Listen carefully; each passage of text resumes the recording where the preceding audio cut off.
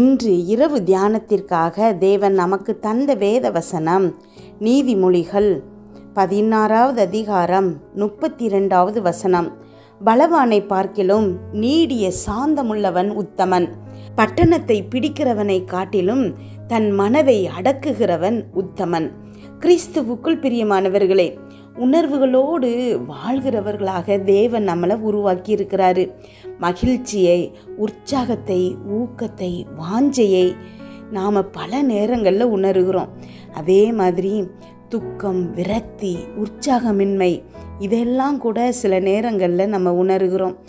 நம்ம எல்லாரிடமும் இந்த மாதிரியான உணர்ச்சிகள் இருக்குது. ஆனால் உணர்ச்சிகள் உண்மையே கிடையாது. நீங்கள் காலையில் எழுந்திரிக்கும் போது ரொம்ப சோர்வாக இருக்கிற மாதிரி இருக்கும். ஆனால் ஒரு கப் காஃபி குடித்த உடனே அந்த சோர்வு எங்கே போகுதுன்னு தெரியாது, உற்சாகம் வந்துடுது. அப்போது சோர்வுங்கிறது உண்மை கிடையாது. சிறிய விஷயங்களை கொண்டு நம்ம உணர்ச்சிகளை மாற்ற முடியும். ஆனால் நாம் செய்யக்கூடிய தவறு இதுதான். சந்தோஷ மனநிலையில் இருக்கணுமா, துக்க மனநிலையில் இருக்கணுமாங்கிறத நாம் உணர்ச்சிகள் தீர்மானிக்கும்படி விட்டுறோம். நாம் ஒரு விஷயத்தை நல்லா உணரலை அப்படின்னா உடனே நமக்கு விரக்தி ஆயிடுது. ஒருவர் நம்மளை காயப்படுத்திட்டாரு அப்படின்னா எரிச்சலும் கோபமும் உடனே நம்மளை ஆட்கொள்ளுது. திடீர்னு விரும்பத்தகாத ஒன்று நடந்துருச்சு அப்படின்னா சுய பரிதாபம் நம்மளை ஆட்கொள்ளும்படி நம்ம இடம் கொடுக்குறோம்.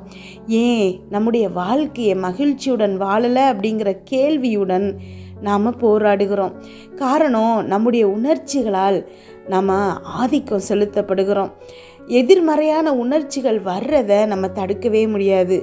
ஆனால் மகிழ்ச்சியோ துக்கமோ எந்த உணர்ச்சிகள் உங்கள் மீது ஆதிக்கம் செலுத்தணுங்கிறத நீங்கள் தான் டிசைட் பண்ணணும். நீங்கள் அந்த உணர்ச்சிகள் மீது ஆளுகை செய்ய முடியும். மகிழ்ச்சியோடு வாழணும்னு நீங்கள் தீர்மானிச்சிங்கன்னா நீங்கள் மகிழ்ச்சியோடு தான் வாழணும். நீங்கள் தான் எஜமான். உங்கள் உணர்ச்சி உங்கள் வாழ்க்கைக்கு எஜமானாக இருக்க முடியாது. அது உங்களை கட்டுப்படுத்த கூடாதுன்னு சொல்லுங்க. உங்கள் மனசை சரியான சிந்தனையால் நிரப்புங்க. உணர்ச்சிகள் உங்கள் சிந்தையை பின்தொடரும். ஜெபிப்போமா. எங்கள் அன்பின் பரலோக தகப்பனே, இன்று முழுவதும் என்னையும் என் குடும்பத்தில் இருக்கிற ஒவ்வொருவரையும் பாதுகாத்தீங்கப்பா. உண்மை நன்றியோடு துதிக்கிறோம், ஸ்தோத்திரிக்கிறோம். இந்த இரவு வேளையில் எங்களுக்காக நீங்கள் தந்த வசனத்திற்கு நன்றியப்பா. எங்களோடு பேசியிருக்கீங்கப்பா. ஒவ்வொரு வார்த்தையும் ஒவ்வொரு பிள்ளைகளின் இருதயத்திலையும் அப்பா நல்ல நிலத்தில் விழுந்த விதை மாதிரி 100 மடங்கு பலன் தருகிறமைக்காய் நன்றி ஏசப்பா. அப்பா, என்னோடு ஜெபித்து கொண்டிருக்கும் இந்த பிள்ளைகள் இருதயத்தில் அப்பா என்னென்ன இப்பொழுது ஜெபம் பண்ணிட்டு இருக்கிறாங்களோ அதில் எல்லாவற்றுக்கும் நீங்கள் பதில் கொடுங்க ஏசப்பா. ஒரு பிள்ளை கூட பதிலை பெற்றுக்கொள்ளாமல் இருக்கக்கூடாதுப்பா. ஆமேன். இன்றைக்கு தெரிந்தெடுத்து இந்த ஜெபத்தை கேட்க வைத்திருக்கிறீங்கப்பா. ஏதோ ஏதேச்சையா இவங்க இதை கேட்கலப்பா. நீங்கள் தெரிந்தெடுத்து நீங்கள் இந்த பிள்ளைகளுடன் பேசி இந்த பிள்ளைகளை ஆறுதல் செய்யணும், இந்த பிள்ளைகளுக்கு நன்மை செய்யணும், இவங்க கண்கள் காண ஒரு அதிசயத்தை செய்யணுங்கிறதுக்காக இன்றைக்கு இந்த ஜெபத்தை என்னோடு ஜெபிக்க வைத்திருக்கிறீங்கப்பா. அமேன். கமெண்டில் ரிக்வெஸ்ட் போட்டிருக்கிற ஒவ்வொரு பிள்ளைகளுக்காக இப்பொழுது ஜெபிக்கிறோம்ப்பா. எல்லா ரிக்வெஸ்ட்டும் அப்பா நன்றி சொல்லுகிற மெசேஜாக மாற்றுங்க ஏசப்பா. உம்மால் ஆகாத காரியம் ஒன்றுமே இல்லை ஏசப்பா. அமேன். எங்களுக்கு பெரிய பிரச்சனையாக தெரிகிற விஷயங்கள் உமக்கு ரொம்ப ரொம்ப லேசான காரியம்ப்பா. அமேன். நாங்கள் இவ்வளவு நாட்களப்பா உமக்காக காத்திருக்கிறோம்ப்பா. எங்களை நீங்கள் பாக்கியவான்களாக வைத்திருக்கிறீங்க. அமேன். இன்றைக்கு அப்பா நீங்கள் எங்கள் காத்திருப்பின் காலம் முடிய செய்து நன்மைகளை பெற்றுக்கொள்ளும் காலமாக மாற்றுறீங்க ஏசப்பா. அதுக்காக உமக்கு நன்றி செலுத்துகிறோம் அப்பா. அமேன். என்னோடு ஜெபித்து கொண்டிருக்கும் ஒவ்வொரு பிள்ளைகளும் மகிழ்ச்சியோடு நிலைத்திருக்கும்படி சமாதானம் இந்த பிள்ளைகளின் இருதயத்தில் அப்பா எப்பொழுதும் இருக்கணும்ப்பா. தீர்மானத்தின் வல்லமையை எங்களுக்கு தந்திருக்கிறீங்க ஏசப்பா. அமேன். நாங்கள் இப்பொழுது தீர்மானிக்கிறோம்ப்பா, எப்பொழுதும் நாங்கள் உமக்குள் சந்தோஷமாகவும் சமாதானமாகவும் இருக்கணுங்கிறத இப்பொழுது தீர்மானிக்கிறோம் அப்பா. ஒருவரும் அப்பா ஒரு சூழலும் மகிழ்ச்சியை எங்ககிட்ட இருந்து பறித்து கொள்ளக்கூடாதுப்பா. நீங்கள் இந்த நாளை எங்களுக்காக உருவாக்கியிருக்கீங்கப்பா. நாங்கள் கசப்போடும் விரக்தியோடும் வாழப்போவதில்லைங்கிறத இப்பொழுது ஒரு தீர்மானமாக எடுக்கிறோம்ப்பா. எங்களுடைய உணர்ச்சிகளை நாங்கள் ஆளுகை செய்யும்படிக்கு, எப்பொழுதும் எல்லா சூழலிலும் மகிழ்ச்சியோடும் வாழும்படிக்கு நாங்கள் தீர்மானிக்கிறோமாப்பா. யாரோ ஒருத்தர் எங்களை கஷ்டப்படுத்தி ஹர்ட் பண்ணி அதன் மூலமாக நாங்கள் வருத்தத்துலேயோ துக்கத்துலேயோ இருக்கக்கூடாதுப்பா. எங்களுடைய மகிழ்ச்சி எப்பொழுதும் எங்களுக்குள்ளே நிலைத்திருக்கணும்ப்பா. வேறு யாரோ, எந்த பொருளோ, எந்த நிகழ்ச்சியோ எங்களுடைய சந்தோஷத்தை எங்களை விட்டு திருடக்கூடாதுப்பா. ஆமென். உங்களுக்குள்ளே நாங்கள் சமாதானமாக இருக்கணும், உங்களுக்குள்ளே நாங்கள் சந்தோஷமாக இருக்கணும்ப்பா. வேறு எந்த பிரச்சனையும் அப்பா எங்களுடைய சந்தோஷத்தை திருடாதபடிக்கு காத்துக்கொள்ளும் கிருபை எங்கள் ஒவ்வொருத்தருக்கும் தாங்க ஏசப்பா. ஆமென். ஸ்தோத்திரம் ஏசப்பா. என்னோடு ஜெபிச்சுக்கிட்டு இருக்கிறேன். நீங்கள் ஒவ்வொருத்தரும் இதை ஃபீல் பண்ணியிருப்பீங்க. ஏதோ ஒரு மனசுக்கு கஷ்டமான விஷயம் நடந்திருக்கும். யாரோ ஒருத்தர் நம்ம வருத்தப்படும்படி பேசியிருப்பாங்க, இல்லை ஏதாவது ஒரு செயல் உங்களை வருத்தப்பட வச்சுருக்கோம். அப்படின்னா அந்த நாள் முழுவதும் அதே நினைப்பு நமக்கு வந்துக்கிட்டே இருக்கும்.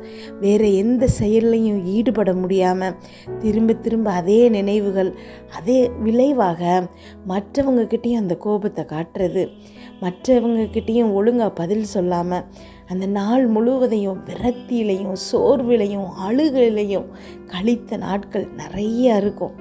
இனி இதை மாதிரி ஒரு நாள் உங்கள் வாழ்க்கையில் வரக்கூடாது. யாரும் உங்களுடைய மகிழ்ச்சியை பறித்து கொள்றதுக்கு நீங்கள் இடம் கொடுக்காதீங்க.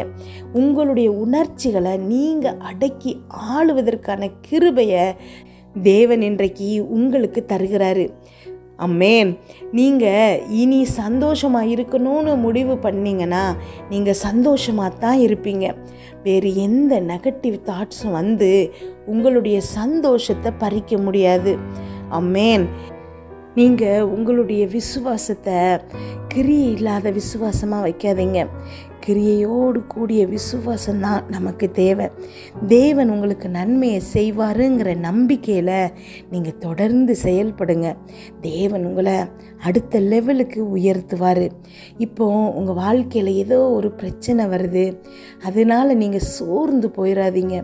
தேவன்கிட்ட கேளுங்க, இந்த பிரச்சனையை நீங்கள் எனக்கு அனுமதிச்சிருக்கீங்கப்பா, நான் இந்த பிரச்சனையிலேருந்து என்ன கற்றுக்கணும்ப்பா, நான் என்ன திருத்திக்கணும்ப்பா, எனக்கு அதை உணர்ந்து கொள்ளக்கூடிய ஞானத்தை எனக்கு தாங்கப்பா அப்படின்னு நீங்கள் ஏசப்பாட்ட ஜெபம் பண்ணுங்க.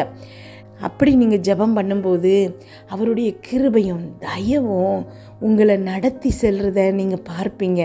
அந்த பிரச்சனையின் நடுவில் தேவனுடைய மகத்துவமுள்ள உதவி செய்யும் கரம் உங்கள் கூட இருக்குதுங்கிறத நீங்கள் உணர்வீங்க. அது பரம ஆனந்தத்தை உங்களுக்கு கொடுக்கும். அந்த பிரச்சனையினுடைய வடு சிறிது கூட உங்களை பாதிக்காது. எப்படி சாத்ராக், மேஷாக், ஆபேத்நேகோ நெருப்புக்குள்ளே இருக்கும்போது கூட தேவன் அவங்க கூட இருந்தாங்க. அந்த ஒரே காரணத்தினால இயற்கையாகவே சுடக்கூடிய நெருப்பு அவங்கள சுடலை. ஆக்சுவலாக அது பெரிய பிரச்சனை தான், உயிரை பறிக்கக்கூடிய ஒரு பிரச்சனை. ஆனால் இயற்கைக்கு அப்பாற்பட்ட விதத்தில் தேவன் அவங்கள காத்து வெளியில் கொண்டு வந்தார். அதனால் தேவன் மாத்திரம்தான் உண்மையானவருங்கிறத அங்கே இருக்கிற எல்லா ஜனங்களும் அறிஞ்சிக்கிட்டாங்க. இன்றைக்கு உங்களுக்கு இருக்கக்கூடிய பிரச்சனையும் இதே காரணத்தினால தான் உங்களுக்கு அனுமதிக்கப்பட்டிருக்கு. தேவன் அதுக்குள்ளே இருந்து உங்கள் கரத்தை பிடிச்சி உங்கள் கூட உலாவுகிறத வெளியில் இருக்கிறவங்க பார்க்க போகிறாங்க. தேவன் உங்களுக்கு கிருபையாய் உதவுறத வெளியில் இருக்கிறவங்க பார்க்க போகிறாங்க. உங்களுடைய கடன்கள் எல்லாம் அடைக்கப்பட்டு நீங்கள் மீதம் எடுக்க போகிறத வெளியில் இருக்கிறவங்க பார்க்க போகிறாங்க. படுக்கையிலேயே இருக்கிற நீங்கள் எழுந்து ஓடுகிறத வெளியில் இருக்கிறவங்க பார்க்க போகிறாங்க. உங்கள் குடும்பத்துக்குள்ளே சமாதானம் நிலவுவதை வெளியில் இருக்கிறவங்க பார்க்க போகிறாங்க. உங்கள் பிள்ளைகளுக்கு நல்ல வேலை கிடைத்து நன்றாக படித்து நல்ல செட்டில் ஆகிறத வெளியில் இருக்கிறவங்க பார்க்க போகிறாங்க. இதில் எல்லாவற்றிலையும் தேவன் உங்கள் கூட உலாவுகிறத வெளியில் இருக்கிறவங்க பார்க்க போகிறாங்க. அதனால் தேவனை மகிமைப்படுத்த போகிறாங்க. உங்கள் மூலமாக உங்களுக்கு தேவன் செய்கிற நன்மை மூலமாக தேவன் மகிமைப்பட போகிறாரு. ஆமென். நன்றி அப்பா, ஸ்தோத்திரம் ஏசப்பா. என்னோடு ஜெபிச்சிட்ருக்கிற ஒவ்வொரு பிள்ளைகளுக்கும் அப்பா நீங்கள் நன்மைகள் செய்பவராக இருக்கிறீங்கப்பா. அவங்க மூலமாக நீங்கள் மகிமைப்பட போகிறீங்க ஏசப்பா. அதுக்காக நன்றி செலுத்துகிறேன். ஒவ்வொரு பிள்ளைகளுக்கும் உணர்ச்சியை ஆளக்கூடிய கிருபையை கொடுங்கப்பா, ஞானத்தை கொடுங்கப்பா. எந்த ஒரு பிரச்சனையோ எந்த ஒரு மனுஷனோ அவங்களுடைய சந்தோஷத்தை அவங்கள விட்டு பிரிக்கக்கூடாதுப்பா. ஆமென். இன்றைக்கு நான் சந்தோஷமாக இருக்கணும்னு முடிவு எடுத்தாங்க அப்படின்னா அன்று முழுவதும் சந்தோஷமாக இருக்கிறதுக்கான கிருபை அந்த பிள்ளைகளுக்கு கொடுங்கப்பா. மற்ற எல்லா உணர்ச்சிகளையும் அடக்கி ஆளக்கூடிய ஆளுமையை இந்த பிள்ளைகளுக்கு கொடுங்கப்பா. ஆமென். ஸ்தோத்திர ஏசப்பா. நன்றி ஆண்டவரே. ஒவ்வொரு பிள்ளைகள் கூடயும் நீங்கள் உலாவி அவங்க பிரச்சனைகள்லேருந்து அவங்களை வெளியில் எடுக்கிறீங்கப்பா. அந்த கிருபைக்காக நன்றி ஏசப்பா. ஆமென். இரக்கத்தில் ஐஸ்வர்யமுள்ள தேவனாகிய அப்பா உண்மை நாங்கள் இப்பொழுது ஸ்தோத்திர ஏசப்பா இப்பொழுது புகழுகிறோம் அப்பா, போற்றுகிறோம் அப்பா, நன்றி செலுத்துகிறோம் அப்பா. என்னோடு ஜெபிச்சிட்டு இருக்கிற ஒவ்வொரு பிள்ளைகளுக்கும் நீங்கள் உதவி செய்பவராக இருக்கிறீங்கப்பா. நன்றியோடு துதிக்கிறோம் அப்பா. இன்று இரவு இந்த பிள்ளைகள் தூங்கும்போது சுகமான உறக்கத்தை கொடுங்கப்பா. நல்ல சொப்பனங்களை கொடுங்க. வீட்டை சுற்றும் இரத்தத்தை தெளிக்கிறோம். அதிலிருந்து புறப்படுகிற வல்லமை எல்லா தீங்கு பொல்லாப்பு பொறாமை எரிச்சல் கெட்ட ஆவிகள் பில்லி சூனியம் மந்திரம் செய்வினை பாவம் சாபம் நோய் விபத்து எல்லாவற்றிலிருந்து விலக்கி பாதுகாப்பதாக. நாளை காலை எழுந்திருக்கும் போது புதிய கிருபையால் தாங்குங்கப்பா. இதை கேட்டுக்கொண்டிருக்கும் ஒவ்வொரு பிள்ளைகளின் இருதயத்தையும் உங்களுடைய கிருபையினாலும் சமாதானத்தினாலும் பலப்படுத்துங்க. இயேசு கிறிஸ்துவின் மூலம் ஜெபம் கேளும் நல்ல பிதாவே. ஆமென்.